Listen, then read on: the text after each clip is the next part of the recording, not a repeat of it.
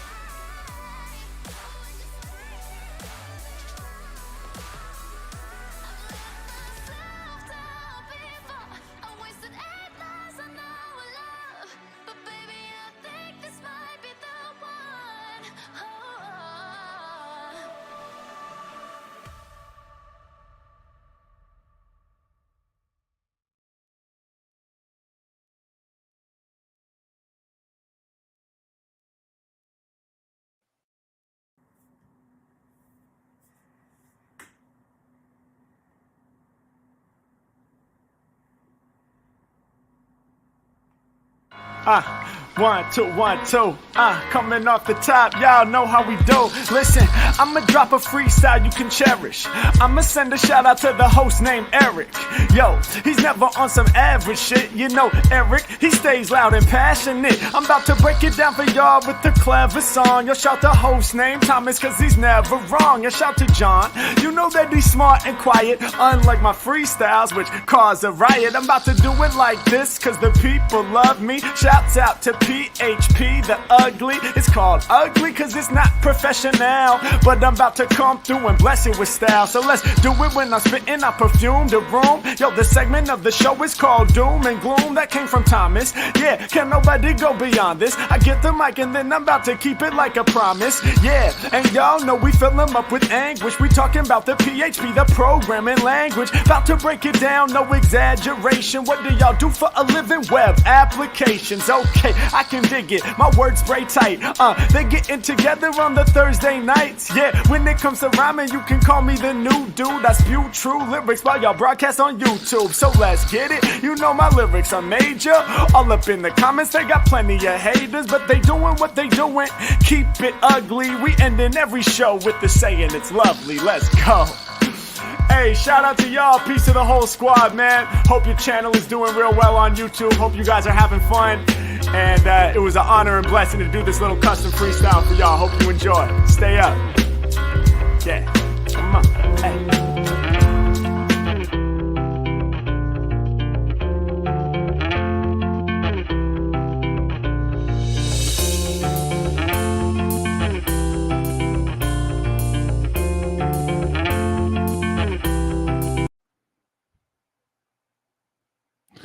All right, let's do this. August 31st, 2023, and you're listening to episode 350 of the PHP Ugly podcast. This podcast is sponsored by a few people. PHP PhpStorm, wow, honeybadger.io, PHP Architect, and as always, we appreciate our supporters in Patreon. I am your host, Eric Van Johnson, and with me tonight, John Congdon. 350. There's no way. Time right up.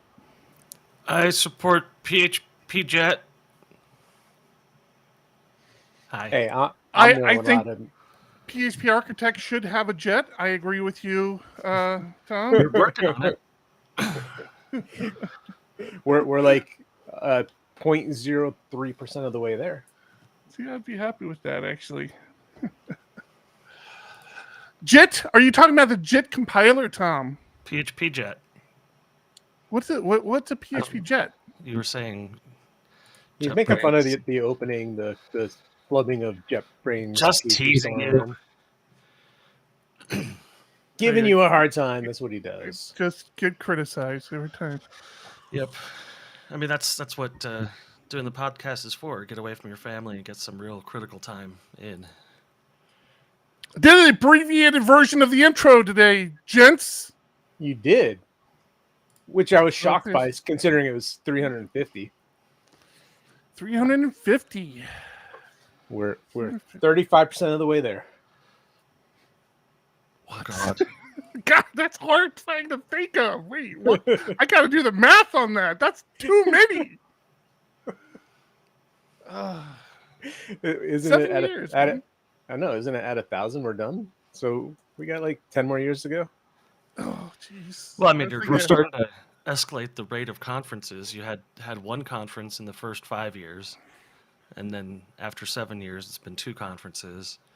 Next year's a conference, so it's like pretty soon it's going to be a conference every week instead of a podcast. Hey, man, if it pays the bills, I'd be okay with that. Yeah. The amount of work going into that? No, not happening. Yeah, I'll take care of it. Don't worry about it. Not an issue. But Something tells me that John is the one in charge of taking care of it. no, we do a good job of working together. Eric has put in so much work this week. Oh my God. The website. Are we talking about it? I already did. You're just going to dive right into it. We're not even going to talk about how our weeks went, huh? We can, but Tom jumped into conferences, and I'm excited. And the tech website, tech.phparch.com, is officially live. It is live. I should put that in the show notes. I'll do that right now. You do that. I was going to share a screen, but I forgot how to share my screen. How do you share a screen? I don't think you're supposed to share screen. No, just kidding. I don't know. Oh, here it is, right there. Jeez. Yep. Where's the tech? Yeah. So, in theory, not that we expect it right now, but you can buy your blind early bird tickets and or book your reservation at the venue. It's all live, ready to go. Yep. It's all here, right there. Blind early bird. Boom, baby. Here you are.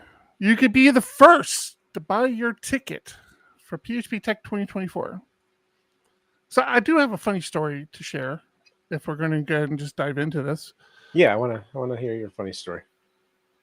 When I was coding up the site last week, whatever, I kept looking at it. I'm like, why are the fonts so small? Like, I'm using Tailwind, I have a pretty good idea. I understand how Tailwind works, but like no matter how I was defining the fonts in Tailwind, and I'm looking at it, I'm like, it's so small. Why is it so small? This thing should be huge.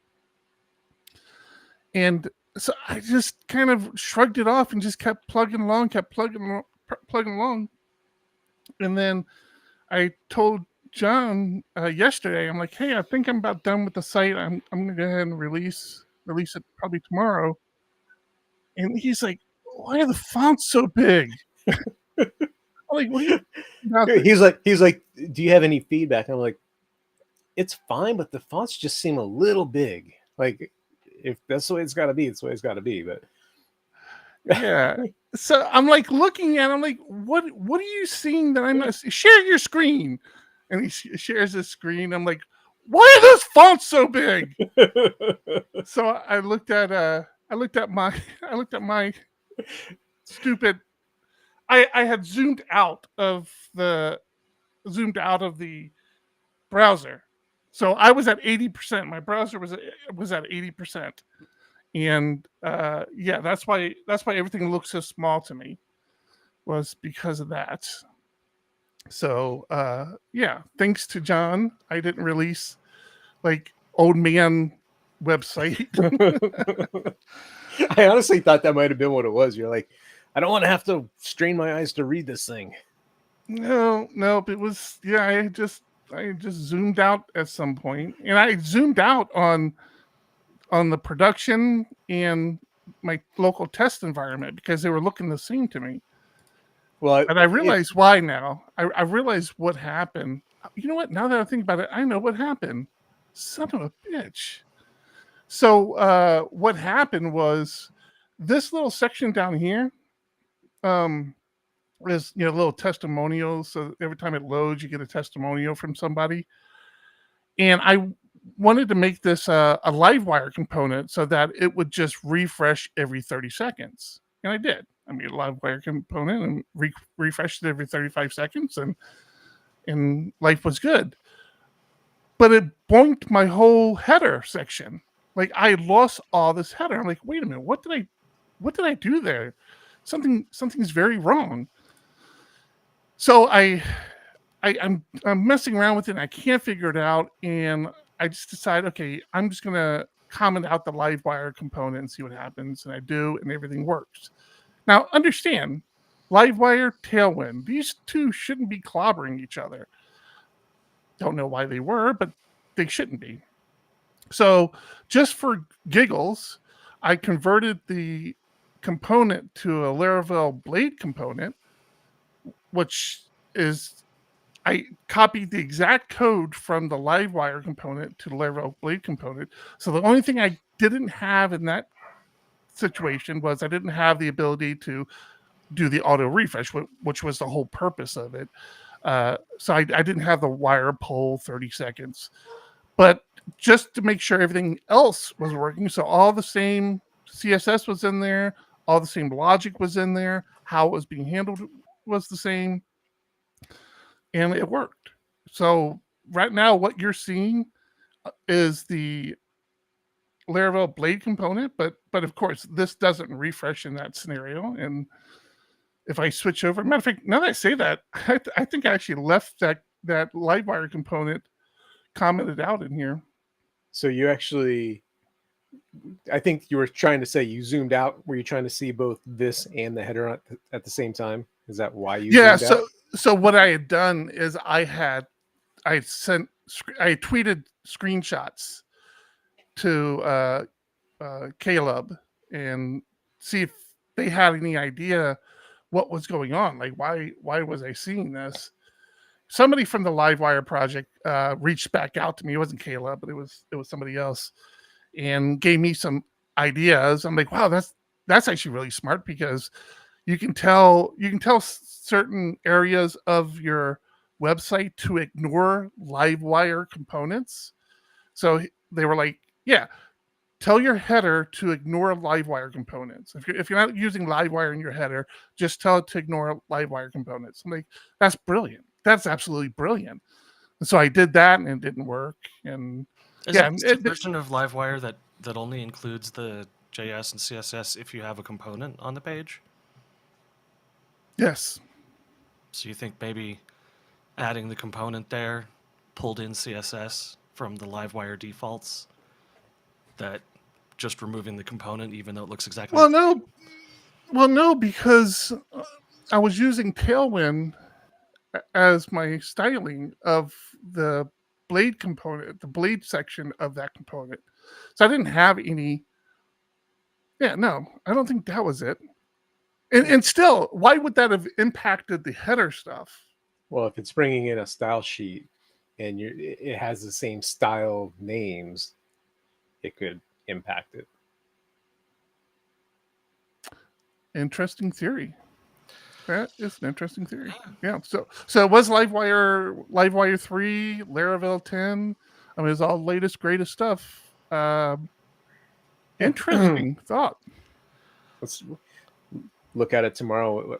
In the inspector, look at the style of the header, and then put the component in there and just see. Loading. Yeah. Hey, before we go away from the site, with the exception of the register for blind early bird, which if you don't understand what blind early bird is, that means you're buying a ticket because you know you're going to tech regardless of who the presenters are, because we don't know who the presenters are right now. We haven't even opened up our call for papers yet.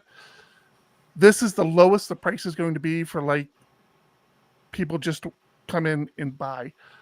The moment we have selected our speakers, selected our talks, we'll do publish them. Yeah, and publish them. We'll do a little bit of a time of a early bird special where the price will go up a little bit, but not full price yet.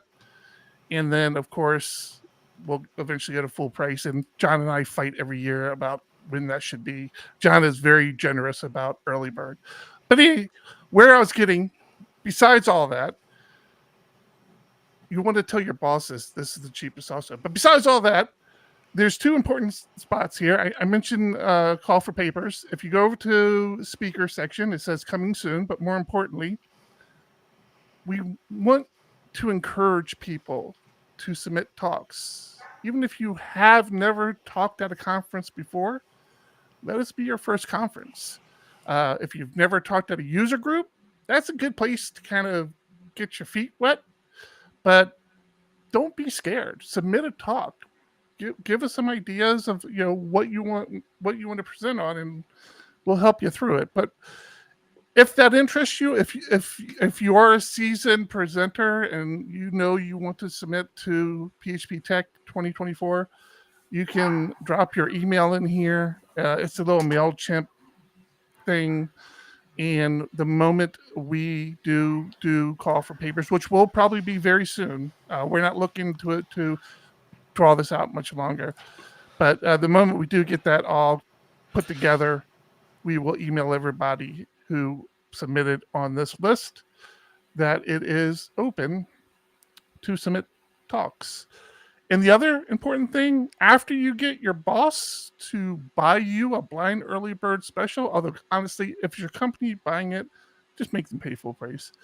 But after or before that, you want to talk to them about becoming a sponsor of PHP Tech 2024. We had a really good experience with our sponsors last year. We're hoping they show back up again this year. We've talked to a couple of them since the last tech, which is only a few months ago, but they've stayed in touch with us, which has been nice. If you do think you want to become a sponsor, or if your business wants to become a sponsor, just send us an email, and we already have a prospectus put together. We will send it out your way. So there's a couple more things. If you're having trouble convincing your boss to send you, Eric has a nice little why. Why send my team? Conferences in general are just such an important part of the community that we think it's worth being there.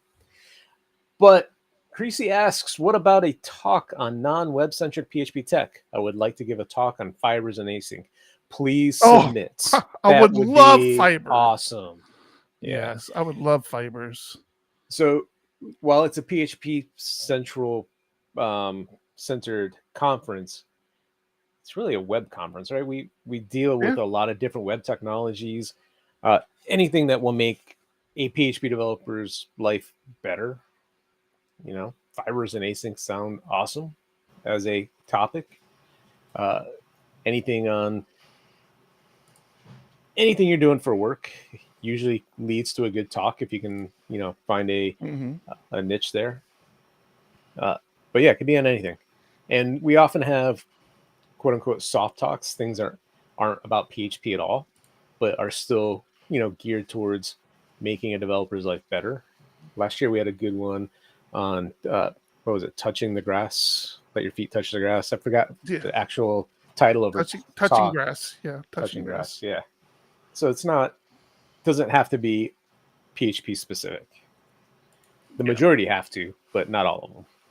And another interesting twist to this, and we really want to encourage you to first want to come to the conference. I have a personal grievance against people who say, well, I'll come to the conference if you select my talk. I get that for the few presenters who submit outside the PHP community. But if you're inside the PHP community, don't tell me that. Don't tell me that, because I won't like you much afterwards. But the other cool thing about this is once you're there, if you don't think you have a full half hour or hour talk, and that's another thing we do a little differently than a lot of conferences. We have a half hour talk every day. So we do select some shorter talks, but you're probably familiar of uncons, and we try to accommodate uncons at our conference, which is essentially anybody just wanting to talk, even if you don't have a presentation, just wanting to talk. It's kind of cool. Ed Finkler did the uncon this year for us at Tech. He was one of the uncon presenters.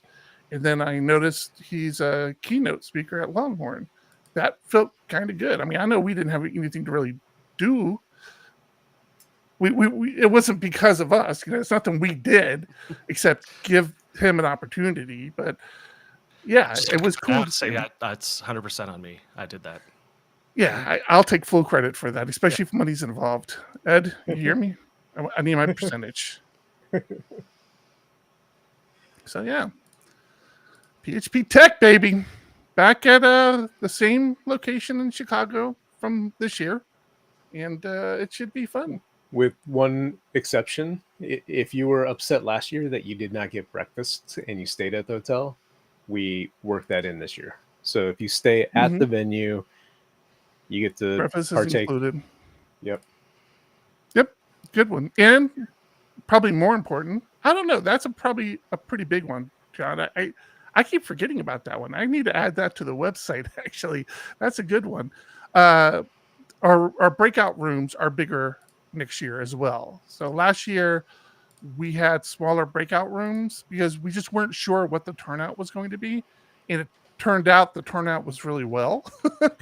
And a couple times those the breakout rooms would get pretty packed.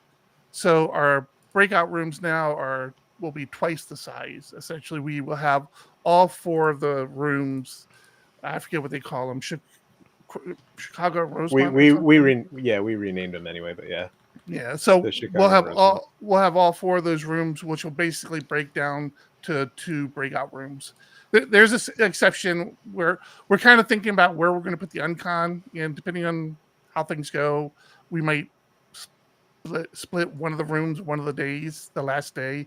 But don't worry about that. Don't you bother your pretty little self about that right now. For now, just take away breakfast is included, bigger rooms. If you stay at the venue, not for all attendees.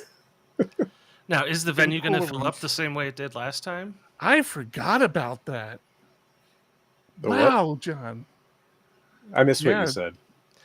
So last year, you basically sold out of rooms. Yeah.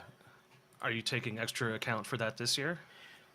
We're starting with the bigger room block. Last year, we had to continuously add to the block. So when it was sold out, we'd have to say, hey, can we get more? And they kept trying to, give us those. So we're starting with the bigger room block this time.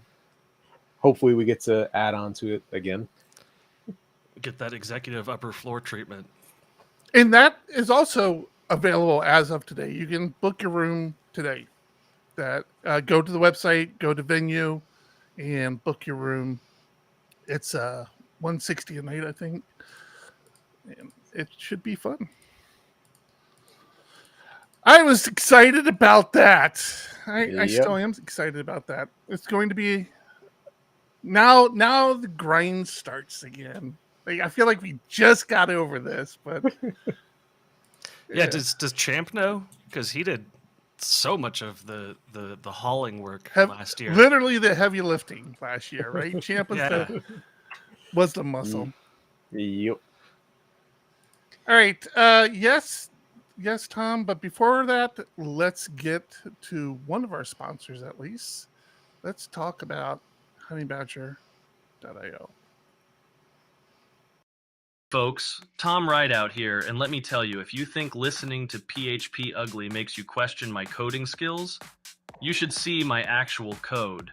It's why honeybadger.io and I are such a perfect match, like peanut butter and jelly, or me and questionable life decisions. Listen, I don't need more pie charts to tell me how badly I've messed up. I don't want to go through a library of logs, deciphering them like they're the Da Vinci Code of my own failures. What I need is Honeybadger, the only monitoring tool that says, "Hey Tom, you goofed up right here, and here's how to unfudge it." You see, Honeybadger is the cool professor who tells you where you went wrong, but also helps you get an A in the course. It tells you not just when the sky is falling, but which clouds are actually plummeting, so you can fix errors before your customers even have a chance to mock you on Twitter. And the setup? Oh boy, even I could get it running in less than 5 minutes, and I still struggle to set my microwave clock. So be your team's knight in shining armor. Go on a free trial with Honeybadger at honeybadger.io. Trust me, it's like having a sensei, but for code and a lot less yelling. See what catastrophes you've been missing and fix them before you become the catastrophe. That's honeybadger.io. Get on it. Now let's get back to getting ugly. Ugly! Thank you, Thank you, Honeybadger! So did you write that yourself? Wipe it? Right. Did you write that? Write it. Or was the writing AI assisted as well? Did you like it? So you didn't write it. Damn it. I wrote some of it. No, I could tell parts you wrote. You got rave reviews on that one, Eric. They like it, huh? Yeah, they're gonna get. Tom is gonna be more and more self-deprecating every week until I get actual reads from him. So we'll see how long this goes. I mean, with the quality that you're producing, this could go on forever. I have started dumping your voice because I got reads from John, but your voice, I continue to train your AI. Oh, that's Although perfect. I maxed out. So this is the weird thing.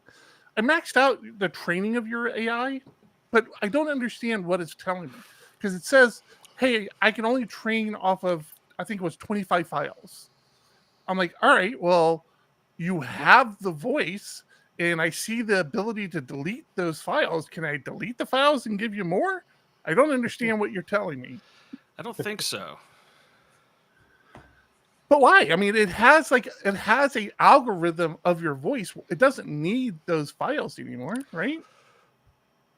No, but those files represent a node in the large language model. So by deleting the file, you're saying I'm okay with deleting that node as well.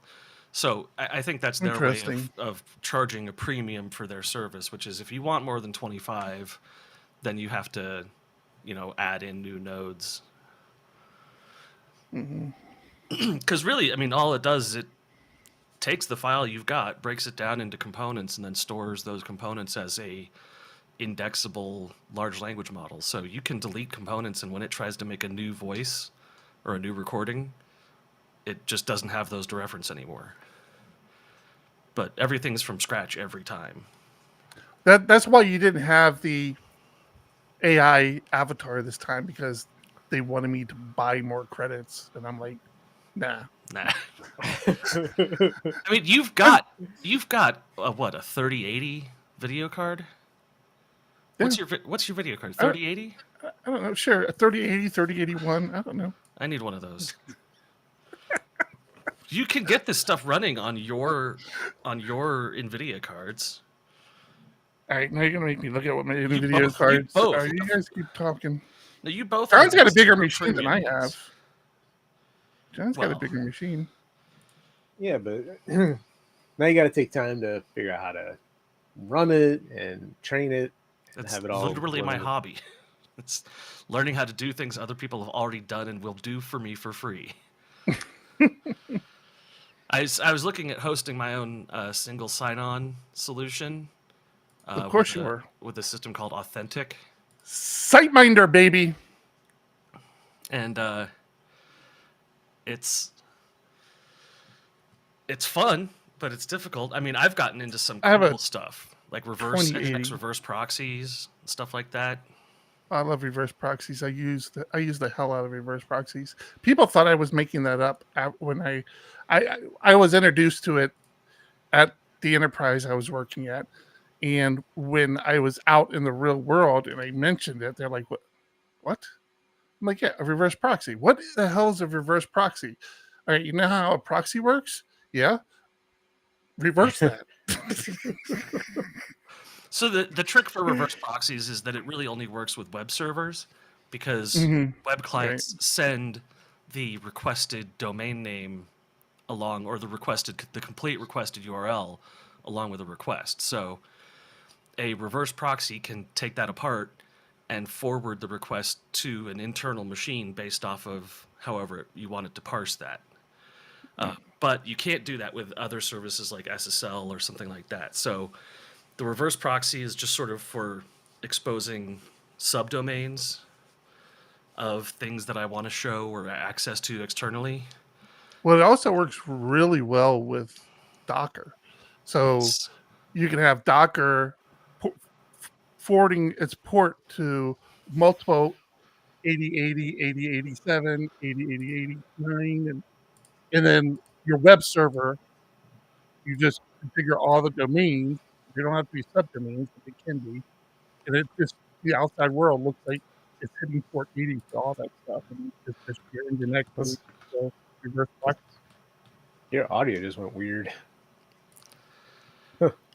Well, so I have a service called Nginx Reverse Proxy Manager, or Nginx Proxy Manager, and it is like magic, some of the stuff it can do. But this is like a no config file thing. This is all graphic interface for managing your reverse proxy. It automatically connects to Let's Encrypt to give you an SSL certificate for your domain. And you just basically in your DNS record throw a wildcard CNAME for your domain and then go into your proxy manager and say, hey, when a request comes through, here's how you handle it. And it's super slick. So it's called Nginx Proxy Manager? Yeah, Nginx Proxy Manager, and I'm running it as a Docker container. Is it free or is it a paid service? It's open source software, so it's just running on one of my machines here. And then I have it set up to expose a certain number of hosts, and if you try to connect to a host that doesn't exist, it throws a 404 error and says there's no such thing. Hey, listen, everybody's been put on notice. A Woods is awake this week. So you got to step your title game up. If you don't know what I'm talking about, if you're in our Discord at phpugly.discord.com, Discord.phpugly.com. discord.phpugly.com. I don't know why discord.com won't do phpugly.discord, but whatever. You can suggest a title by putting a bang exclamation title, so bang title, and what you want your title to be. And A Woods is hands down the board leader of titles for the show. This is your opportunity, you guys. Step up your game. Let's go. It's no fun if your title gets selected on the day A-Woods get blacked out drunk and passes out because you're not going up against anything. You got to go up against the champ. Tonight's that night. Tonight's your night. Now, All right, I have a question for you guys. I don't know if this was brought up last week. Scratch that. We talked about coding challenges last week, right? Did we talk about the Primogens video while talking about that? yeah. No, we talked about the Primogens PHP video. We didn't talk about He the actually coding challenge. it just happened to come across my Twitter feed, him talking about coding challenges, interview coding challenges, and responding to somebody who's saying they won't do coding challenges anymore. And I agree with the Primogen on this. Like, Do you guys do coding challenges? I haven't interviewed it for a job in. No, you interview other people. You hire people. Oh, you said, do I do? I'm like, Yes. Do you submit coding No. challenges to candidates? no, we don't. So what do you do instead? You used to. He's talking about PHP Architect. If we were to hire somebody today, would we ask them to go home and spend 8 hours Not doing 8 a coding hours. challenge? 2 hours. You mentioned something, or I brought something up, and then I realized, no, we did do that in the past, which is not so much a coding challenge, but I created a broken app, and they had to debug it and figure out why it was broken and fix it. That's right. You did do that, didn't you? Yeah. Yeah. So That's a coding challenge. yeah, I'm not against coding challenges. I am. I didn't feel But good about that. If you gave somebody that challenge, here's an app that's broken, tell me how to fix it, and they just said no, what would you do? It's fine. I mean, they don't. I don't know if I would do next, but It I mean, depends. It would depends on definitely how count against them. right. It depends on how many candidates you have, and that's what the Right. Primogens thing is, especially for a big company that has to hire lots of people. When we're doing it, we're one off, and we don't have that many applicants. But there's a power balance there, right? Where there's lots of people looking for a job. You got to care. Yeah. But see, I don't know, man. Did you watch his video? No, we I don't have did. to. And I did. I didn't necessarily agree with him, but it's. Question was, where does he live? Where does the Primogen live? Montana, I think, or yeah, Montana. I'm pretty sure it's it's in the Montana. US. Yeah.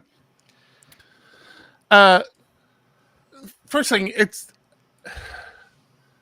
if I'm a company hiring, especially if I'm a big company hiring, I should have ways of gauging a person's skills based on past performance, based on work history, based on throwing a coding challenge at somebody who you don't know their situation. You don't know how stressed they are to get a job.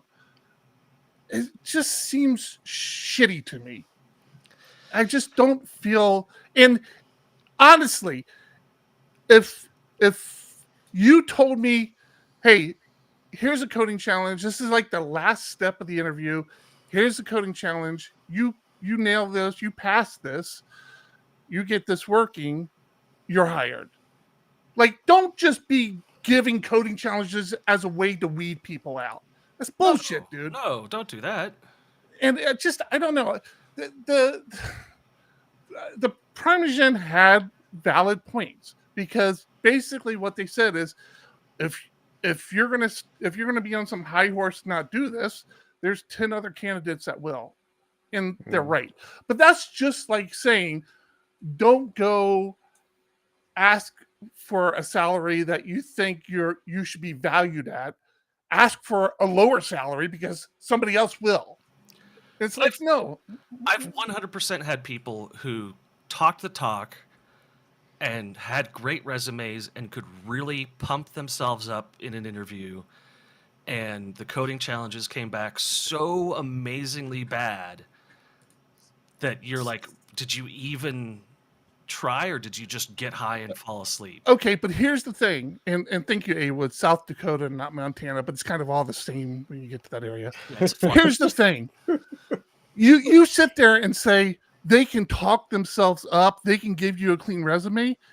If you didn't do the fucking legwork to validate their resume, if you didn't call them, fuck you if you didn't do that. I have And then decide, oh yeah, you have to do this coding challenge for me to really understand if you know what you're talking about. It's like I said, I've had candidates who I thought were A+ prime candidates that bombed the most basic stuff. But again, you don't know why they bombed. You don't know what's going on. Did they not understand it? Huh? If they bombed, I don't want, like, if they're gonna bomb like that. I mean, if they bombed, was the coding challenge was the coding challenge the first thing you did with them? No, it was the last thing we do. So you wasted all their time to decide this one thing is going to decide if I hire you or not. No. You're an asshole. That's not what happened. They wasted our time lying about their credentials. Well, then you didn't validate their credentials. We contacted former employees. They might have had a friend. Fucking Tom will not admit when he's wrong. He just won't. I'm not wrong in this case. I'm not sure if you've heard the song that starts the show. I'm never wrong, but in this case, no. Like, we've gone through all the legwork, and we were all shocked at the result. And we gave the person the chance to say, like, "Hey, did something happen? Like, the kids get called from school, and you had to go." Okay, so again, you're doing your one little way of you defending your stance on this, all right? But we're talking about the practice in general. Okay, I can guarantee you, if those companies out there that are making a decision whether or not to hire somebody or not hire somebody on a coding challenge, they're not doing all the niceties that you claim to do. Absolutely not. Okay, that's what we're trying to get at here. Okay, stop trying to defend yourself, make yourself look good, but you do this, but you don't agree with it. But we make all these exceptions. We're not attacking you. I'll attack you. I'm attacking you now. You're very much attacking me. But we're talking about the general practice is what we're talking about. I did not mean to stir it up and get it going. Stop lying! Oh, well, you're peeking the mic there. It was the mic. It was our friend the Primogen. It was interesting to me. That was it. Who else is interesting? What? Our sponsors at JetBrains. Thanks to JetBrains and PhpStorm for partnering with us. PhpStorm is a cutting-edge IDE tailored for PHP and web developers. Whether you're a newcomer or it's just been a hot minute since your last dive-in, there's never been a better time to revisit. With a slick, clean new UI, blazing speed enhancements, and a richer toolkit, it's transforming the way we code. It's time to start coding like a professional. Visit jetbrains.com/PhpStorm and kick off your 30-day free trial. Code smarter, not harder. Thank you, PhpStorm. JetBrains. Thank you. You're right, John. As always, you're right. I mean, you asked. I think I was really hoping we'd move on, but okay. Yeah. It's a practice that everyone does. What? Eric, you were going to move on. What were you going to Moving on. Moving on. I told you a few weeks back, maybe it's been longer by now, but I had gone up to visit NorCal Kid at their new apartment, you know. NorCal Kid lives in San Francisco, which we have now established is in Northern California. We won't rehash that one. But, you know, hopefully you've listened to past shows and you can appreciate that joke. I'm going there in 2 weeks. I'm going to double check when I'm there. You're going to bring a tape measure? Yeah. Pace it off until you get to San Diego County. Yeah. Anyways, the one thing I kept wanting to tell you guys, and I kept forgetting, is it was like something out of a cyberpunk movie or something. There were so many driverless vehicles, like it's services. a nightmare. No, it was actually. Well, wait. Why do you say it's nightmare? So the city is sort of like authorizing companies randomly to do this, and a lot of the companies are running these things at night, and they're causing a lot of problems and accidents and issues with the police. So I would be really surprised about the accidents thing, because I'm not exaggerating. I really don't think you can appreciate how many of these vehicles you would see driving around with no driver in it. There's a couple out there. Uber has one. There was another one, Cruise. There's a couple more. I tried to get on a couple of the wait list to get in, but I'm sure they're only doing people like in San Francisco, because they know they'll use them repeatedly, and that's some tourists coming in for a few days. But it was the absolute freakiest thing, but the coolest. And at one point, I saw 3 of these vehicles merge into an intersection, and then all figure out where one was making a right, another one was making a left, and there was I think another one also behind that was making a left. And the one that was making left had started, but then the one that was making the right actually had the right of way, so the one making the left stopped, and it just was so fluid. It's like, wow, that was like, people wouldn't have done that. People would have been like, no, I was here first. Let me through. It was really cool. I really want to be. Those are the biggest problems, though, is that when it interacts with people is when it causes problems. So they have some unpredictability as to when they'll stop, and it's actually at the point where people are very upset in San Francisco and going around with traffic cones and putting them on the hoods of the people cars. in San Francisco are upset about anything. It's don't let that. It's not a driverless car thing. It's a San Francisco people like to complain about stuff thing. But there's plenty of like issues with them causing traffic jams because they get stuck thinking that a dumpster is a blocked road and not knowing how to turn around. But see, the question is, even with the accidents, it's a question of scale, right? Is it happening more frequently with driverless cars than driver cars, or less frequently? Or And buses. I will always contend that is less frequently. I mean, we could just build proper infrastructure for people. So like a bus that carries 50 people can be nice and comfortable and be less frequent or much more frequent than they currently are, and produce much less environmental impact while still carrying people around. The fact that Tom, these were all electric. No, and they all got charged by solar power from your anus. Have you? There's a lot of power in there, out there.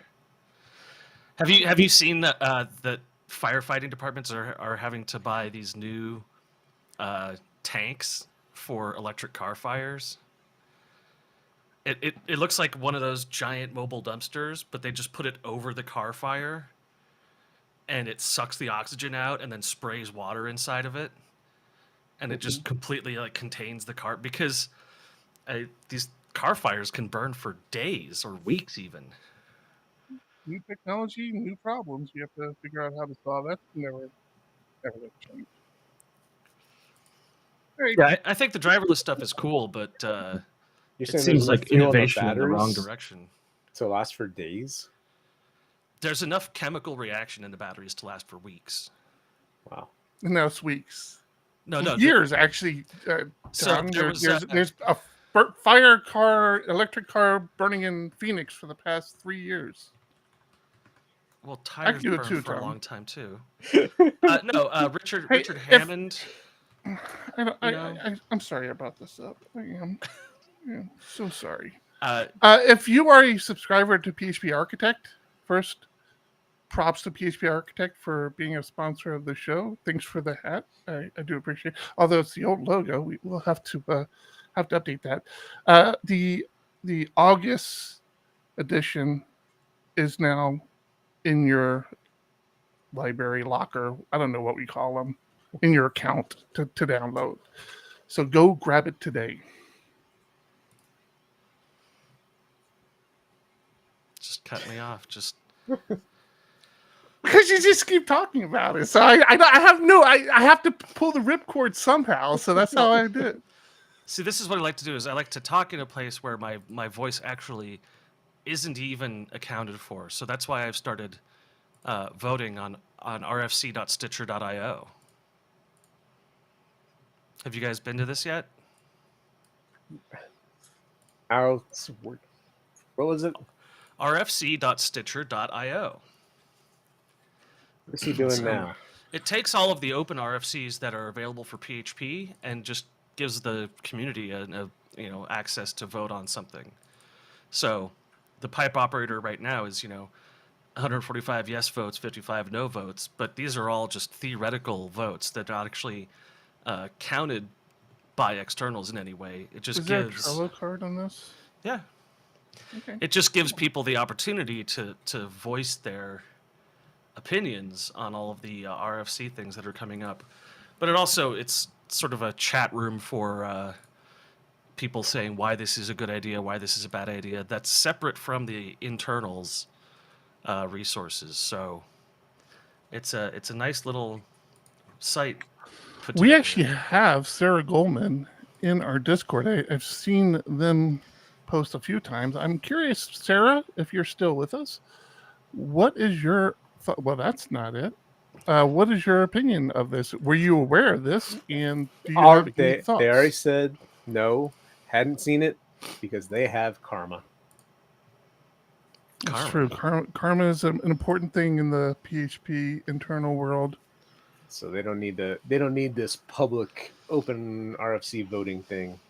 Like an animal. So go out there in the public like an animal. That's exactly the thing. The funny thing about the about page for this is like, well, you're not officially voting for anything, and you don't really have any actual input in the process. But if we get enough people to pay attention to us, and then Sarah's just like, nope, not gonna.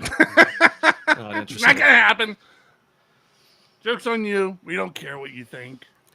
But I will tell you, Titan is involved in this project, and Titan is a Titan of the PHP community. The Laravel community, not the PHP. I think Titan's. I mean, I don't know. Maybe that's changed, but yeah, I don't know. Well, I don't know. Titan, if you want to be a sponsor of PHP Tech, I'd be happy to have you. Oh, the initial idea came from Roman. I got to meet Roman at Laracon. He's way nicer in person than he is in email. We've communicated with him over emails for a while. It was nice to meet him. Very cool guy. He wasn't not nice in email. Emails are just not nice, just in general. Emails are just... Yeah, absolutely. This is very cool. This is a good find. This is a thing that I think internals has got to get their head around as far as exposing this sort of information to the general developers out there grinding every day. And making it easier for them to consume without having to follow email threads for months on a topic. This and externals.io, I think, are a great pairing where you can go to externals, you can kind of see those threads laid out a little better, and then actually come in here and see the RFCs themselves. This is a big applause to this.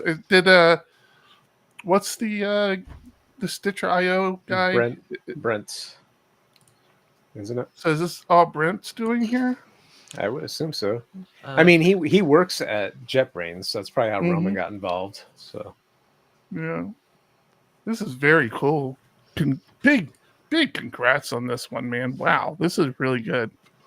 I don't care what Sarah says. It's got full upvote downvote functionality for. I do care about what you say, Sarah. I'm sorry. For examples of how things could work or couldn't work, or. Oh, I'm sorry, Tom. I know I'm cutting you off a lot today. Sarah, your last thing in Discord about debates on RFCs, not necessarily debates, but hold on to that thought and I'll reach out to you tomorrow. I have something I want to do with that. It's not PHP Roundtable. I don't say that as in I've given up on PHP Roundtable. But it's something cooler. So I'll ping you tomorrow on that. Having given up on PHP Roundtable is unrelated to what he's talking about now. That's exactly where she went. I'm so sorry. We can do that. We can do it on PHP Roundtable. I'm okay with that. But I have something else I want to talk to you about, specifically around Foundation. We'll talk about it. I'll ping you tomorrow. Yes, I know, Sarah. I don't know what happened to our other half of our panel. You're the only one that ever replies to me. I'm talking like everybody can see Discord. Audio listeners, I apologize. Sarah is writing my ass for not doing a PHP Roundtable, as she should. But it's just a hard thing to coordinate, but I just need to get off my ass and do it. So to help with that, we're planning another conference. Should free up some of my time.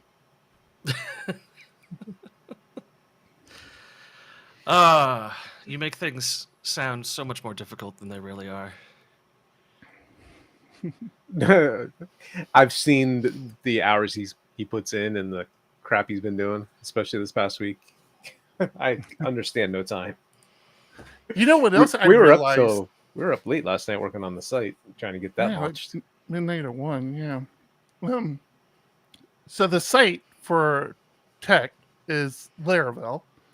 If you've been listening to the show for any amount of time, you know I have been dipping my toes into Symfony framework again. I've come to the realization, I think, that, I feel like one of those retiring police officers from the movies. I feel like I'm getting too old for this shit, man. Where I had the same conversation with my boss last week. Really? Like, I used to love learning, even if I wasn't going to use a framework and I knew going into it, I'll never use this framework, which is not the case with Symfony, but I just love learning new frameworks in PHP, new languages. I used to love that so much. And now I just I don't know if I don't have the patience or what, but like with the Symfony stuff, for example.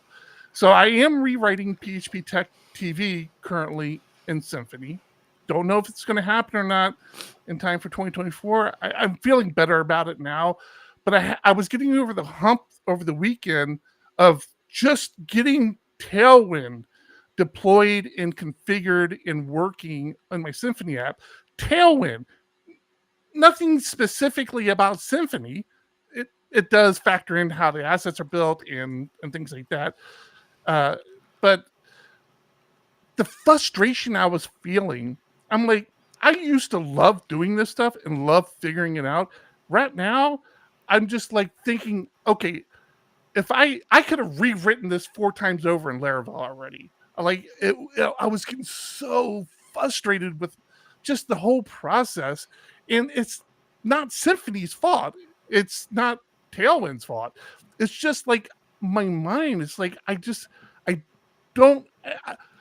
like getting stuff done now more than I like learning new things. I think is what it boils down to. But you're also not sitting down with hours upon hours to learn either, right? You're trying to get, like you said, you want to get it done. You're trying to launch something or get everything else we're trying to get planned for. Very true.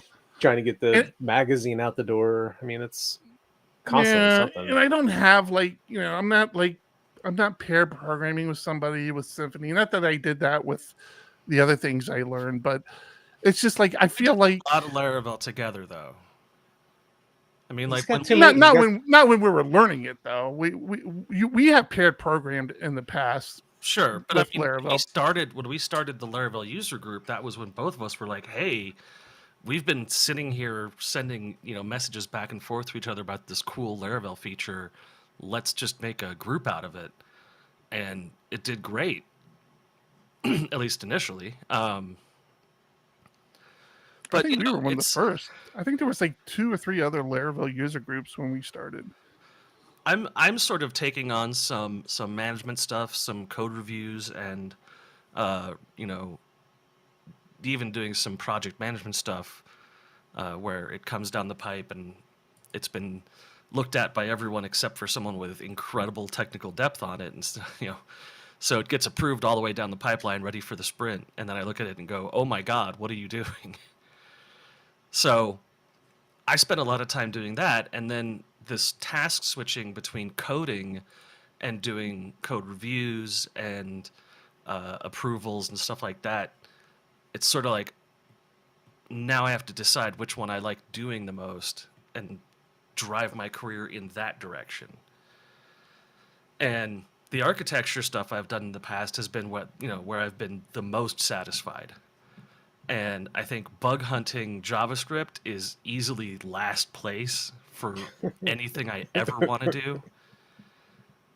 It is a total nightmare. React and Vue make things easier, but also harder because now you have to know React and Vue. And and then all of those now have build pipelines that make it even trickier. Oh yeah, especially with the JavaScript. I was trying to learn our mobile framework that we use, which is all Angular based JavaScript, and just what you said, John. Getting all the tools working correctly so everything builds. Back in my day, I could just include a JavaScript file in the header and be done. Yeah, seriously, jQuery from some CDN you don't trust. Right. Fine. I don't care.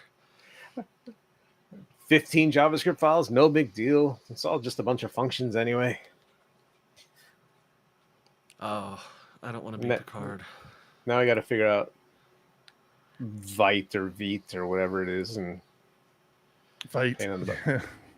Yeah, no, I was working on a Tailwinds issue a little while back where one of the icons wasn't displaying correctly, and he said, I spoke with the front end dev, and he said, yeah, no, it's the same template for every website that we run off of the same code base. So you have to put the acronym for the site before the property, and with a colon, so acronym : property : state : and then BG color green. And I was like, oh, that's pretty cool. Didn't we have that 20 years ago? Just have the class compiled for the right site, and the right site pulls the right one, and how long did it take to develop that? It's like, oh, it took one guy 3 weeks. It's like, what am I supposed to do? I don't understand any of this. It's tough when you've got such a monolith system, and there's things you just don't understand, and now you have to fix a bug and have no idea why it was introduced in the first place. I had a fun code review today. 83 files big. Just because of a composer dependency upgrade. It was updating a PHP stand rule, and Andy Snell's been awesome as far as updating, trying to make sure we're rock solid for PHP 8.2. We're still on 7, this close to being able to release it, but he updates this. And as I'm going through these 83 files, I'm like, why were we doing this? Because he was cleaning it up and just laughing at some of the stuff that we've done in the past. It's just crazy. Well, but it worked, right? As an example, the bug that I fixed before I decided to stop and just have dinner today was on line 13,491 of a JavaScript file that I have. Ugh. So that's where my headaches come from. Okay, let's. I do want to throw our Patreon supporters on Patreon up here. Thank you, all our Patreon supporters. Last day of August. Thank you. Last day of August. Why I have them close to up August here? there? Why I have them up here? Last week, we started talking about keyboards again, right? Oh, yes. And I talked about how my Advantage 2, my Kinesis Advantage 2 was like my workhorse for years. The thing, so I'm not a big keyboard person. As far as like the keys go, I know you got into the whole key thing. Oh. the one thing that Kinesis opened my eyes to is actually maybe it was my Moonlander. So I have a Moonlander as well, by the way. Kinesis, one of these two, Kinesis or Moonlander, opened up my eyes to the fact that the keys are like lined up, right? They're not like off, they're all straight lines. All the keys are straight lines. Sure. So I have found that I Placed on like a that a sphere. lot. Huh? They're not like randomly placed on a sphere, which is a keyboard style. Well, no, but you understand, like on your keyboard or on your laptop, they don't line up like that. They're all, each row is offset from the row above it. Yes. There's a name for that. I forget what it's called, but hopefully somebody can figure it out. So like I said, I got the Advantage 2. Then I think I got the Moonlander, which was a modular keyboard, but still required to be plugged in. The Advantage 2 gets plugged in as well to your computer. And I really fell in love with the modular keyboard, but I struggled a little bit with the Moonlander because it didn't feel right to me, and a lot of the keys don't have anything. Like the keys are blank, which I just can't. I can't. I know you're supposed to be able to. I'm not that person. Get used to it.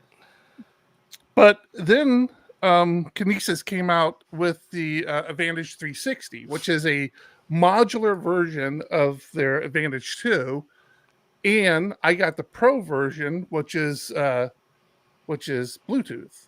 So this was my problem. I told you guys last week how I've come within hours of sending this keyboard back several times. So it's really weird how this works. This half here, the left half, is the Bluetooth connection to your computer. The right half actually has a Bluetooth connection to the left half. So this keyboard will work either as Bluetooth. Now that I'm big again, you guys can see this. Or you can plug the left half into your computer and it's like it's plugged in, but the right half is still Bluetooth connecting to the left half. And because of all this is going on, it was like the left half kept losing its connection to the right half. And if it doesn't pair up, it just gets freaky. And so, like I said, I was actually getting ready to send it back, and the guy sent me new firmware. He said, "Listen, just try this firmware. It's not a hardware issue.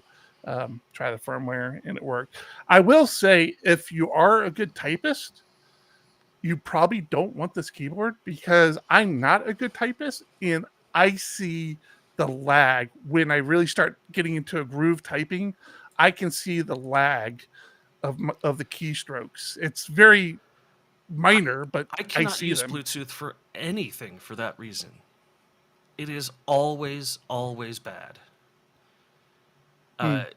I've seen people complain about having microwaves that disturb their keyboards, or Don't open that door for me. Don't fluorescent, open that door for me, man. fluorescent lights.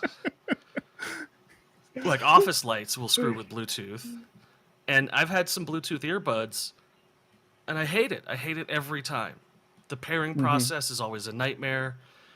If I screw up with something, it's one of them works, the other one doesn't work anymore. It's just a total loss. Bluetooth is a stupid technology we should have given up on a long time ago. Don't know if I agree with you there, but I'm gonna let you have that one. I've been would you- riding your ass. Would you record a podcast with a Bluetooth headset? I do it every week. Yeah. What? Yeah. I mean, we don't just use spoke to you. we don't use this mic. If that's what you Right, mean, that's what I'm saying. Like, there's the latency from That's the a internet is quality enough is enough for us already. But if you were using the Bluetooth mic, then you don't get the right quality audio through the headset, and then you have to go in and like change something. I totally disagree with you there.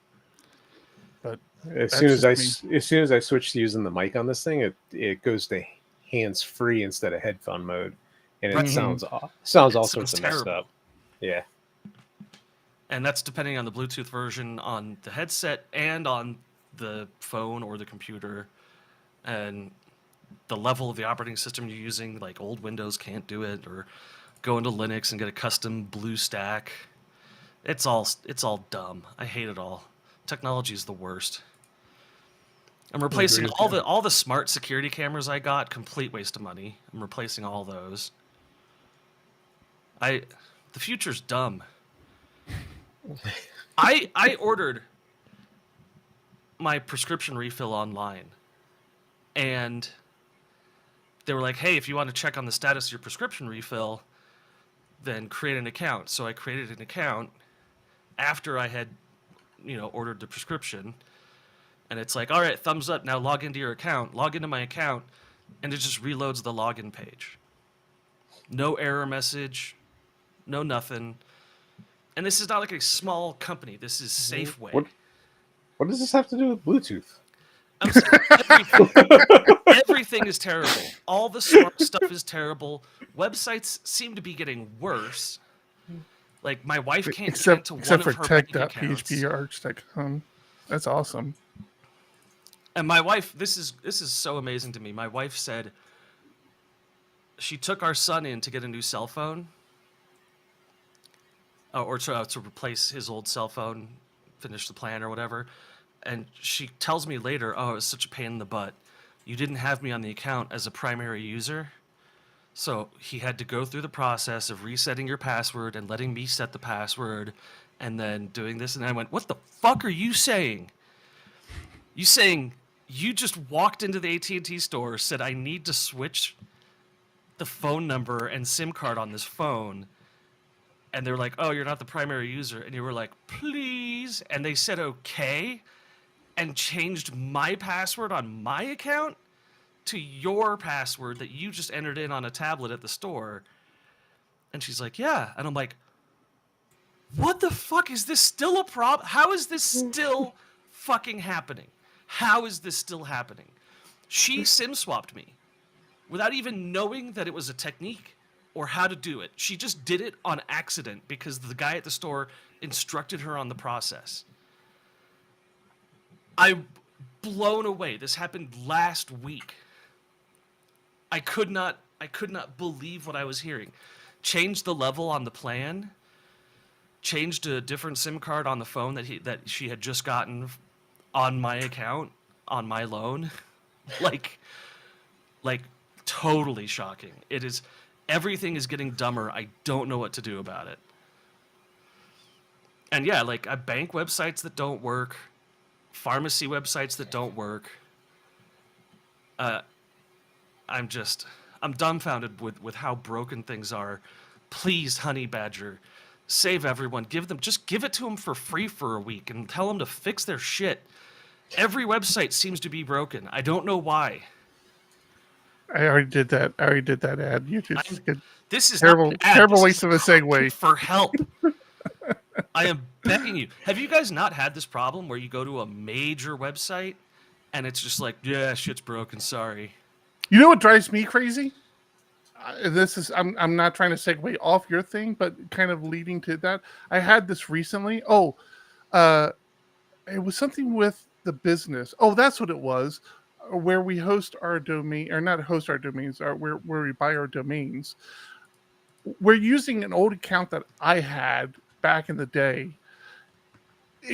I hate websites that, for whatever reason, you can't change your username. Like, why? Why can't I? If I want to change it to something available, why can't I just change my username? Like, is my username like in a row with that record? Like, you don't use like a UUID or something? Like, don't do that to me.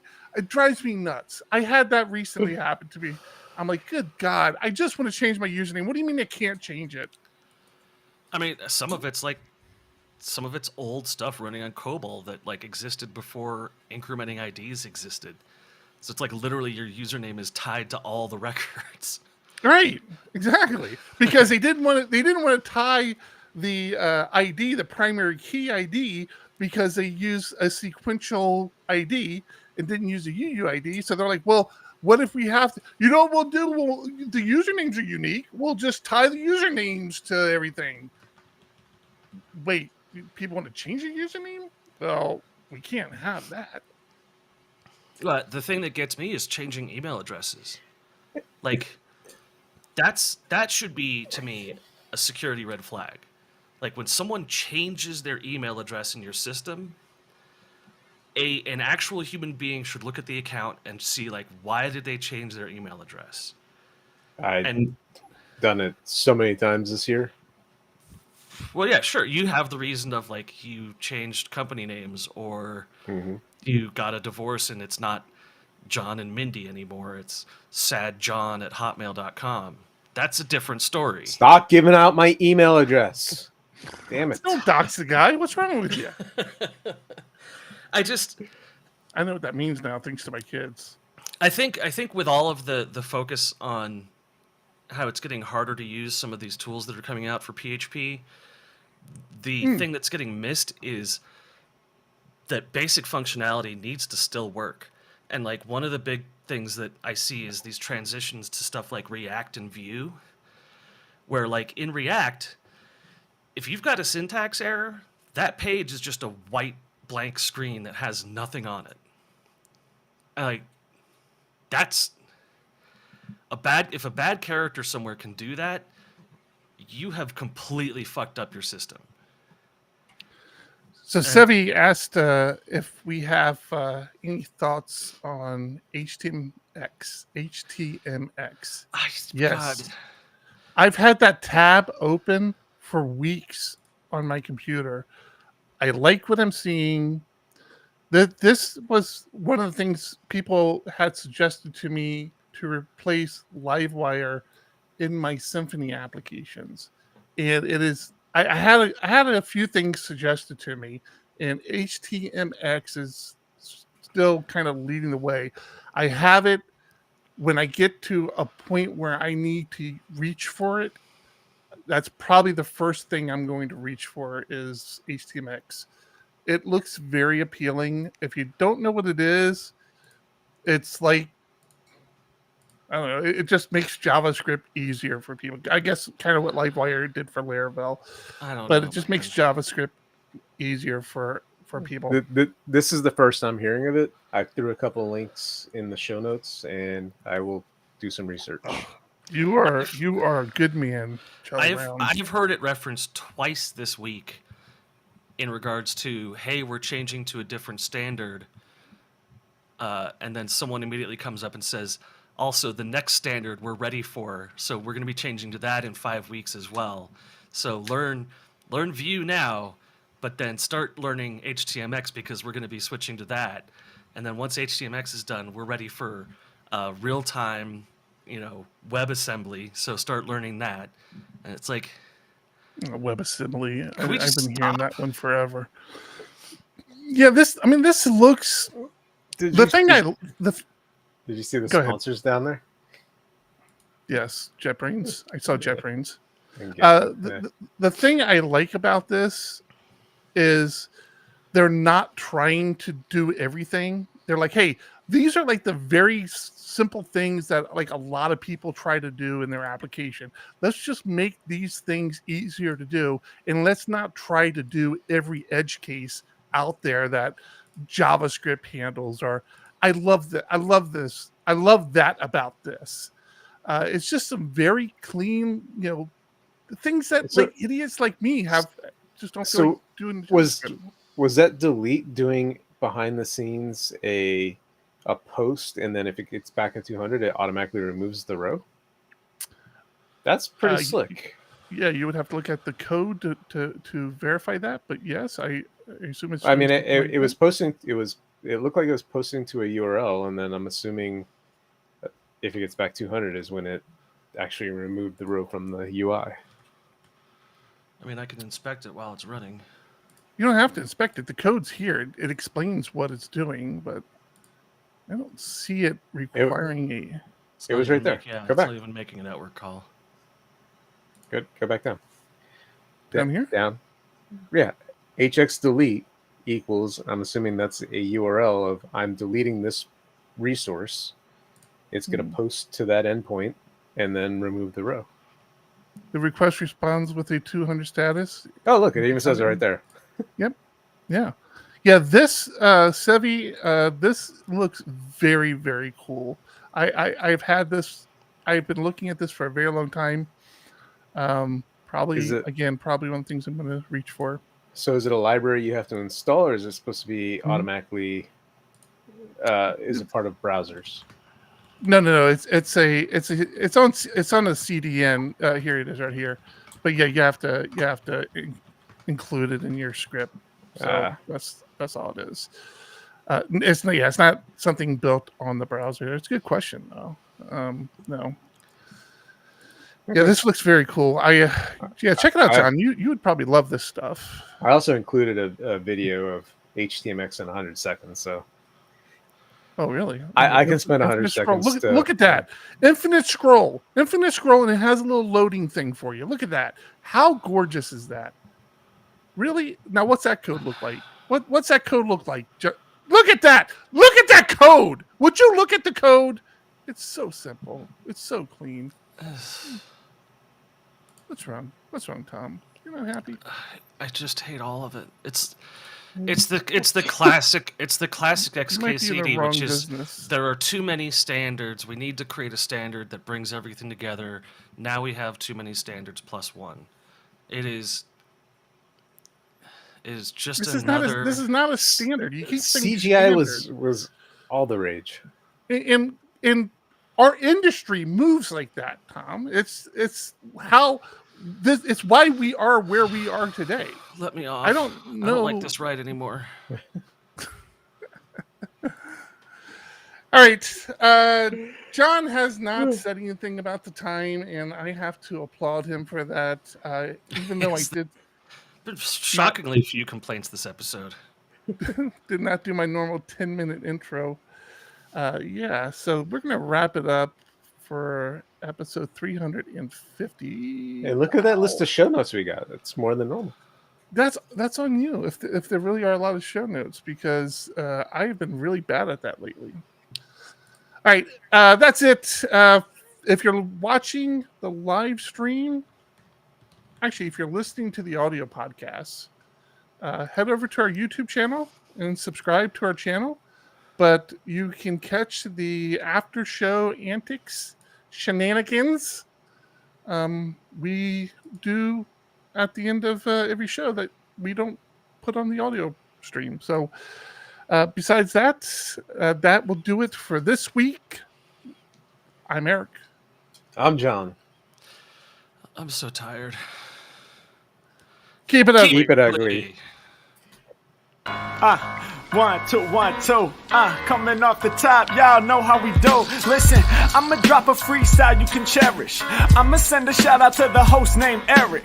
Yo, he's never on some average shit. You know, Eric, he stays loud and passionate. I'm about to break it down for y'all with the clever song. Yo, shout the host named Thomas, cause he's never wrong. And shout to John, you know that he's smart and quiet, unlike my freestyles, which cause a riot. I'm about to do it like this, cause the people love me. Shouts out to PHP, the ugly. It's called ugly cause it's not professional, but I'm about to come Buttery to and bless shine. it with style. So let's do it when I'm spitting, I perfume the room. Yo, the segment of the show is called Doom and Gloom. That came from Thomas. Yeah, can nobody go beyond this? I get the mic and then I'm about to keep it like a promise. Yeah, and y'all know we fill them up with anguish. We talking about the PHP, the programming language. About to break it down, no exaggeration. What do y'all do for a living? Web applications. Okay, I can dig it. My words spray tight. They getting together on the Thursday nights. Yeah, when it comes to rhyming, you can call me the new dude. I spew true lyrics while y'all broadcast on YouTube. So let's get it. You know my lyrics are major. All up in the comments, they got plenty of haters, but they doing what they doing. Keep it ugly. We ending every show with the saying it's lovely. Let's go. Hey, shout out to y'all. Peace to the whole squad, man. Hope your channel is doing real well on YouTube. Hope you guys are having fun. And it was an honor and blessing to do this little custom freestyle for y'all. Hope you enjoy. Stay up. Yeah. Come on. Hey.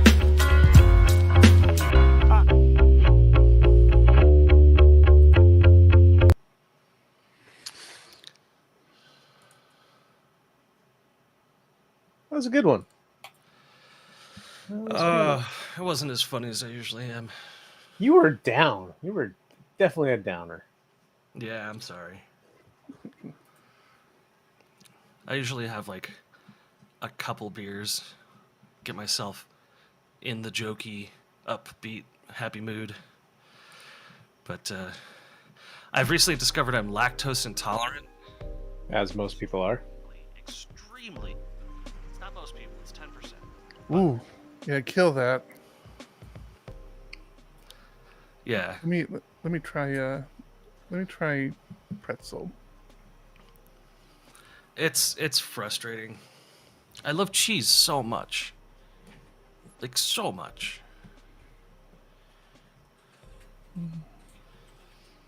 You'll be happy to know, John, that we are not... This is going to be loud. I'll turn it down in a second.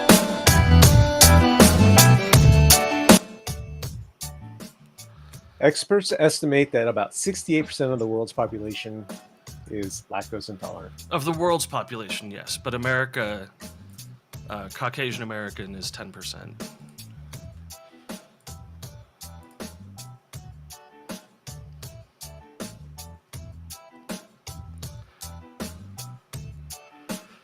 Well, so I looked up like the causes of mid-40s onset lactose intolerance, and it's great because they're basically just like, yeah, we're gonna have to put a camera in your butt. Oh, you're coming to that anyways. I know. I have to do that every 5 years. Look, you're a medical marvel. I mean, I look forward to it way too much, but that's a whole nother story. Yeah, I have heard your proctologist hates you specifically. Oh my god, that guy. I hate it when he moans. I could tell you some stories the current wife shared with me. She used to work at a radiology department. She does radiology stuff now, but she used to actually work in the radiology department, and just some horrifying stories. Very, very uncomfortable. As soon as you said that just reminded me of the story of you being approached by a much older woman thinking that you were her husband. Yes. That's just... Yeah, that's still an ongoing joke within the household. Excuse me, are you my husband? So, Kelky, did you really not understand my message? Or that, or you... What's happening? Are you yelling at my kids again? Their title suggestion was questionable. And... Sarah, thanks for hanging out with us. Oh, been too long. We gotta talk about the sim swapping thing. Title suggestions. Off Let air. me bring that up here, actually. Oh, titles. I think I'm doing the thumbnail. Okay, now your kid gets it.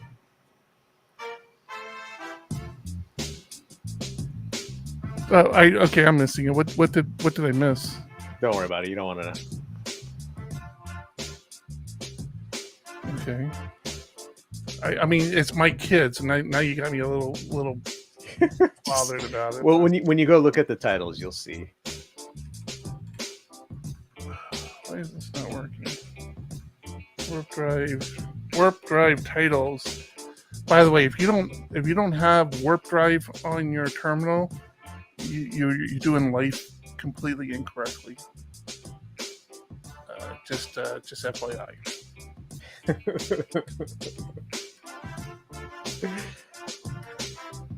Yeah, you got me started using that, and then when I switch over to my MacBook and I don't have it, I'm like, ah! Just install it there. I know, I just haven't done it yet. Easy peasy. Wow, we got a lot of title suggestions here. Sarah wants to know when is Roundtable coming back? Don't call it a comeback. What? I know. I mean, it really. Sarah, I talked with our man of the town, Sammy K, at Lyricon, and then we And zoomed. did he a tell week you how later. disappointed he was? Oh yeah, I know he made that perfectly clear. He did the whole mafia thing. I am very unhappy. He kept scratching his chin. So I told him I tried to fix things with him. He's keynoting at Longhorn. Here, check this out. What? That must be a mistake because he didn't even make an appearance at PHP Tech, so he can't be keynoting at Longhorn. That would just trigger me. I'm triggered now. Look at this. This is my proxy manager. You sharing? You know you're sharing this still with the stream, right? Okay. Yeah, there's nothing on it. All right. So I can go in here and just like add a new proxy host. So You know you can do this with Vim, right? Just with open Vim? a terminal. Yeah. Open a terminal. Say vi space But can you do this? nginx.com. Request a new SSL certificate from Let's Encrypt or use my existing one. Yeah, absolutely. You Force just create these little SSL. jobs and do it's called a cron tab. Yeah, it's actually better that way. But I can also, so once I get SSO worked out on this thing, I can have it, this is unprecedented. What? it's not unprecedented, it's very smooth, it's very nice. Oh, is Sarah talking about what you're showing, or is she still giving me a hard time? I assume giving you a hard time. Oh no, me. Oh no, yeah. It would be unprecedented if Sammy K was actually angry at somebody. Yeah, no, I'm making that up.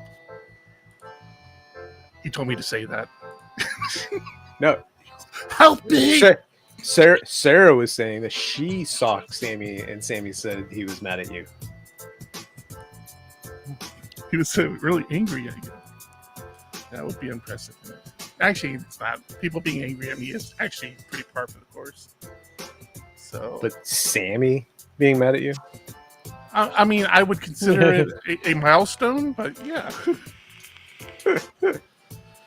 Yeah, Eric's got one of those black books with lists of people's names on it on who he wants to upset and hasn't upset. And it's like when Sammy gets upset, he'll just cross it out. I broke him. Got him. I'm like the bean of the PHP community. I just break people. Yeah, we all misread unprecedented with unprecedented. Oh, yes. Oh, God, I'm Presidents. going to miss that guy when they don't let him have a cell phone. You saw the news that the Georgia trial is to be broadcast on YouTube.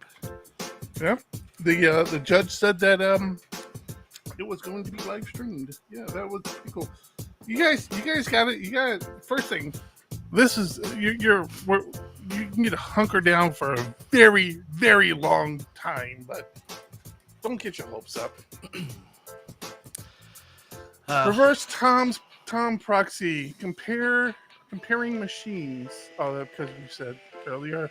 Flip it, reverse it. What was that? Flip it, reverse it. I don't remember what that was. That was reverse You had proxy. said, yeah. Okay, all right. Using to plug the Discord. Challenging coding challenges. Kind of like that one. Coding challenge accepted. John stirs the pot. Get high and go to sleep. Is my wife doing title suggestions now? I have to tell you, the person we interviewed. I turned him down because he was vaping. That's why you can't hear him. Oh, jeez. Thank you, John. No, it's the music. No, it's not. I turned you down because you were Oh. vaping. Okay. We were sure this guy was a shoe-in for a junior position, and when we got the review back, it was just like, whoa. Like, You guys gotta listen to you guys. If you're not gonna give me help me with titles, you guys can just leave. Not you, John. Uranus solar powered. Solar power Uranus. RFCs for Uranus. Jesus. I kind of feeling the Uranus titles here. PHP RFC Voting, writing RSS, another episode, another chance to push to their limits. I assume that's you. It's weird. It just gives me like numbers. I assume that's okay. Getting too old for PHP.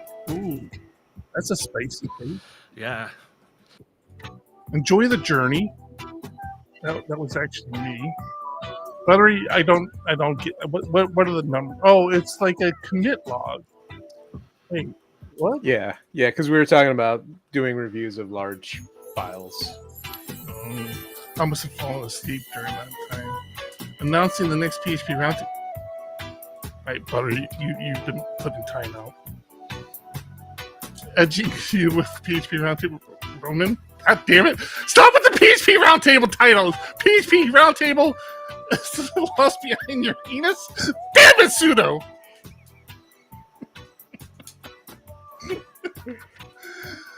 Napping in Discord. All right, come on. I need some help with these guys.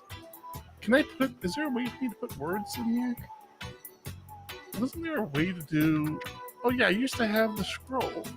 Where's that at? Where's the text that we used to be able to do text captions? Yeah, here it is. Captions. How many words can I put in? Oh no, that's too short. Oh, here, I'll just share the screen. What are we listening to? Reggae, man. This is Be jolly, fa la la la la. Oh, this is like a Christmas one, huh? yeah. Please make it. Deck the halls, reggae. That's awesome. All right, here we go. Let's share this. If you're still hanging out with us, I need help with titles. Share screen. Share a window, maybe. Share this window, maybe. Boom. All right, there are the title suggestions. God damn it, Tom. I'm muting you if you don't. Here are the title suggestions. If somebody, let me know what you think. Give me an idea here. The Uranus ones are good. I don't know. Challenging coding challenges. I feel like I'm leaning towards that one. Buttery. Oh, Buttery set up one of those NTFY instances. A what? So NTFY, it's just like a notification service that you would love it, Tom. You can run it on your own server. Of course, they have services that do it as well, and you can push notifications to your phone. Although it's kind of weird. I mean, I guess it makes sense. You run a little app on your phone, and you can push notifications to your phone, to a browser. So it's cool because if you think about it, it's like you can push a notification to your phone when a job completes or something. You know, like just Radar and Sonar are on the front page. They know exactly who they're going for. Explain. Radar and Sonar are the TV and movie automated downloading apps. Where do you see that at? I don't even see that. Integrate with your favorite tools at the bottom of NTFY.sh. Oh, integrate with your favorite tools? Oh, okay. Yeah, All Watchtower, Uptime Kuma. Yeah. So this is very cool. I set it up a couple times, Buttery, before I realized that you need to have certs for it to work. It won't push out the notifications if you don't have a certificate. I was doing it over my Tailscale network, so I didn't think it was going to be an issue, but apparently it is an issue. So I'm curious, Buttery, did you use a reverse proxy for that, or is there a way to do it in the service itself? Because I didn't actually look into it as far as the certs go. You could just set up ngrok for that. Yeah, I was actually going to do that, John. I just I thought about that this morning, and I just haven't had time to do it. Good night, Good night, A-Woods. A-Woods. Night, A-Woods. I'm Okay. installing NTFY right now. It's actually a Docker. You can actually just run it from Docker. Is probably the easiest thing to do. Yeah, that's what I do. I have a Docker manager called Portainer. Of course you do. Let me know if, how you handle the certificate piece. Yes, I just dropped it behind, and it just, yeah, that's what I was going to do. I was going to do a reverse proxy as well. File reference. Try that. There, you can use your reverse proxy manager, Tom. God, why do I keep getting you two mixed up? All All right. Look. No feedback on titles. No, really. Oh, sorry, I didn't realize you were sharing them. Uh-oh. Yeah. Exited.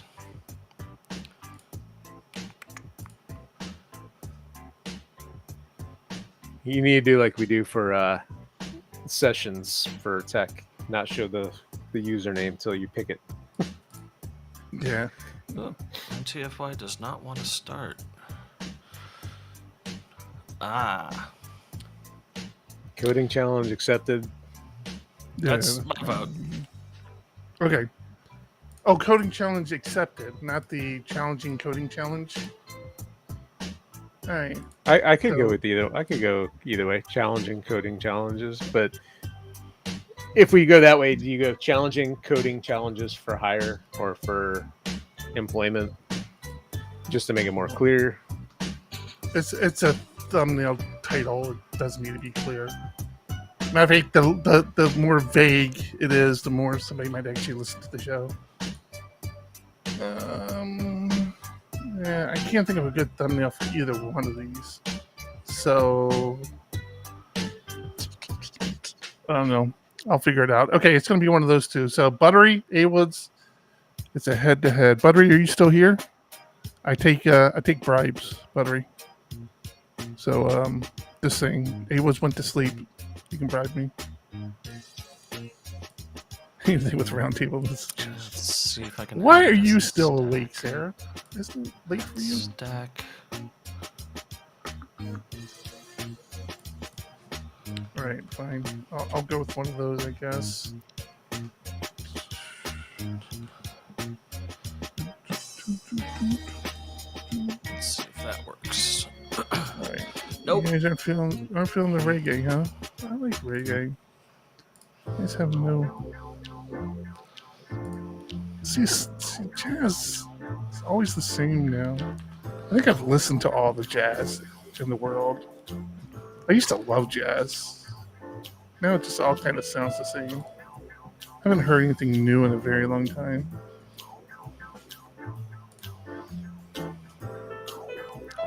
So I want to show you this, what I'm doing with Portainer. Can I share my screen for you guys? Yeah, I'm here. I actually went full screen just to see it. Oh, John! What? We didn't do the thing. I know. I couldn't. I need a bot or something to get the Discord list, so maybe we'll do it next week. There's no easy way to export it. Okay. So check this out. This is a service called linuxserver.io, and they host these built-in Docker containers that are like, you just execute it, it runs. That got louder. Yeah, it did. Are you making it louder because I'm talking? Oh, I didn't touch the. Just jazz music is louder, I guess. So Nextcloud is the thing I'm looking at here. And Cressy, I know you put that in Discord before Tom opened up. I just want you to know, I saw you. I saw you, brother. Yeah. Eric installed Nextcloud. We used it for about 2 days. So Nextcloud is the thing I want to still- get set up. So I still use it. I just Oh, do you? paste the Docker IO. Mhm. I tell it always pull the image, publish exposed network ports to random ports, deploy container. Yeah, I just run it on my Pi over Tailscale, so I don't have it on a server anymore. Well, so watch this. This is the really nice thing about everything that linuxserver.io does, is it's just like downloads the thing, boots right up, and then you've got an interface to like start with. You don't have to give it extra commands or anything like that. Now, if you want to do just What are you talking about? they're all Docker images. So Yeah. most Docker images, you have to give them commands to say like you start the service on this port. That's if you need to Yeah. customize stuff. Yeah. So the Linux server IO stuff is all web interfaces that they just have a startup wizard that's like configure your server from here. What was that thing? PHP had something like that, right? Where you used to build like what the hell was that? What was that called? Where you say, oh yeah, I want a PHP server. I want to use Nginx. I want to, and I then used to use Webmin for that. yeah, I was a God, well, Webmin person. There What was the a hell was that composer. thing No, there called? was a composer builder that did that. Yeah, what was that called? I can't What was remember. it building? Was it? So now you can see I've got the container here, Nextcloud running, and it mapped all the ports. So 80 and 443, it just mapped to random ports and gives me links here, and I can click on it, and it's like, So, here's set up the whole Why thing. is it when I tell you Lando does that, you guys you just roll your eyes at me? But now you have Lando's awesome. But this is for management over larger scales, so I can create multiple networks. And like this is my YAR Docker environment, but I can create multiple environments that are replicated across servers automatically. So if one goes down, the other one just can't picks it listen up. to this. Good, I'm not talking about you. I mean, listen, I'm not also feeling this. You guys don't like the reggae. This what's is my wrong? No, I like reggae. I just didn't like Christmas music reggae. Or jazz or whatever it was. This is my Proxmox setup. This is punk. See what punk is.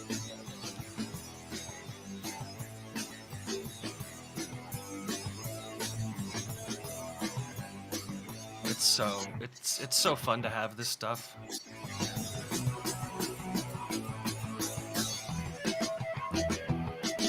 Good old Webman, yep. Back in the day. This is my Pi-hole setup. And if I need a console for it, I just click on console. Sarah, really? Straight Sometimes you're a little cuckoo? Really, sir? Sometimes? Okay. I'll give you that. I love you. I love you. Come to PHP Tech 2024. Which I want to talk to you about. I'll message you tomorrow. Yeah, I've really enjoyed all this stuff. But yeah, just being able to have like Nextcloud just immediately running, like with no hassles, just put the name in there and it starts running. Really not a hassle to do it for the command line, to be honest. But this is cool. I'm glad you're enjoying it. Yeah, well, and if I have an issue, like I can I go like into something, like little tools like this. I can manage all my volumes.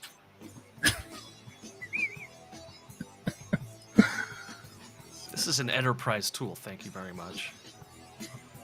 Those two can go away.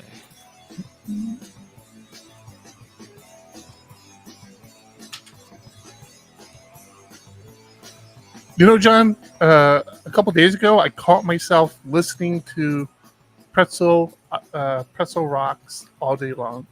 Oh yeah. Like, I couldn't find anything on Spotify. Nothing was feeling good. Pandora had failed me. And so I just started playing stuff on... Actually, I intentionally started playing stuff on Pretzel Rocks. And then probably within a half hour, I totally forgot that I was listening to it. You know, I was listening to the music, but I forgot that it wasn't like Spotify or one of my playlists.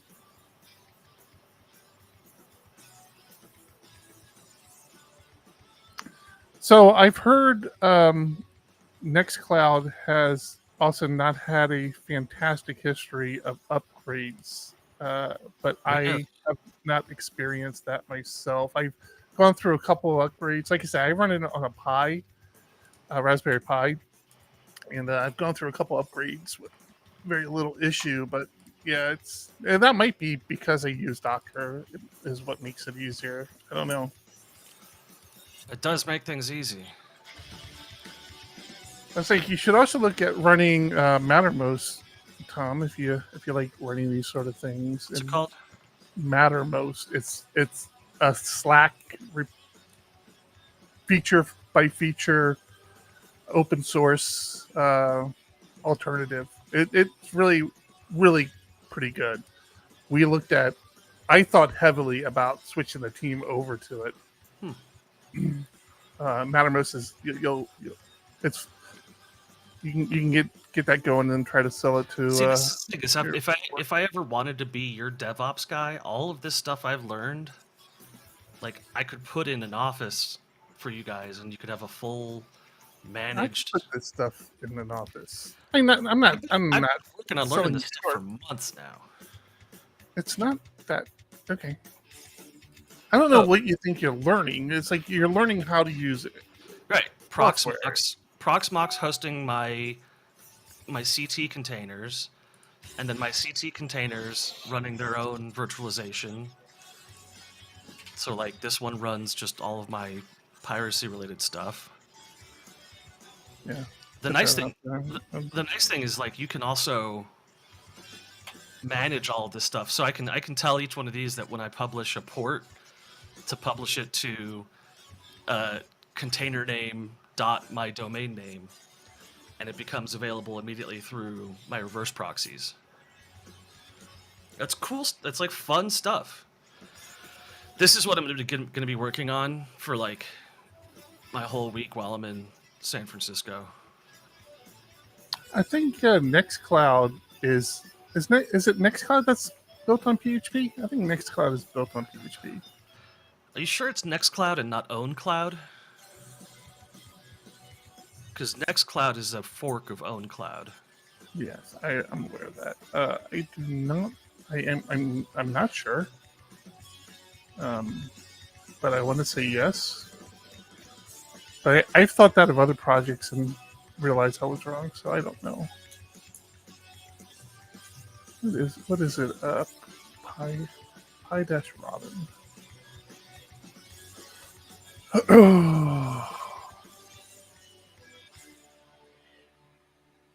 Eric, you just got an invite to our call for paper stuff.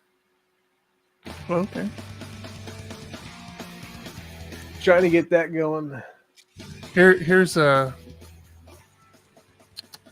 where's that? Here's my Nextcloud install. So again, this is running on my Pi, on my Raspberry Pi. So I have my Mattermost feed coming in here. I mean, my Mastodon feed coming in for both me and I think. See, this is notifications. This is timeline, and then I have my GitHubs coming in here as well. But what was I going to show you? Oh, I wanted to see PHP. Yeah, it is PHP. Yeah, right there. So cool.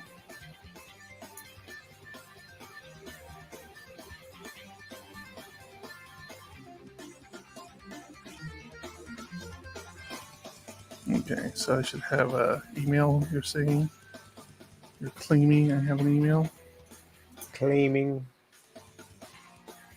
Join it. So this is all good to go. Been going through it. I'm not saying it's 100% yet, but we can. Actually, tomorrow I'm gonna be driving all over the place. I don't know if I'll have time. Maybe I will.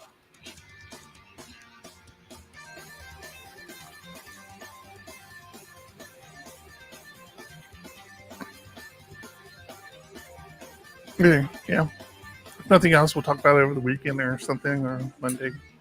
Yeah. We'll get it up. Sounds good to me. It's Clouds PHP, yep.